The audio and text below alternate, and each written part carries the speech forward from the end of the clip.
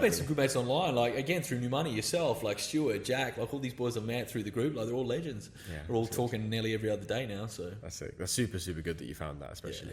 And it's good that you're like sharing resources and stuff now. Like you're sharing kind of employees and obviously the suppliers and this kind of angle as well. Like, I think that's like such an integral part of thing. Like I remember at the beginning of my e-commerce journey, I never really did that, and that's something that I definitely fucked up with. Like made a big mistake with. It's kind of I made a lot of the mistakes myself rather than trying to network because I always felt like, oh, once I reach 7 figures, then I should try and do this, and I should try and do this, and I should try and figure out by myself. It's kind of a beautiful thing what you created, because you did create a group where you gave guys permission at the start to all just try and be beginners. So like, and it's kind of cool because now, and I noticed in the group, I thought the other day, I was like, I haven't seen many blokes message about bands recently, and that happened because we're all kind of past that particular stage now, and you guys like, hey, I'm at 200 sales, I'm at 300 sales, I'm at 400 sales.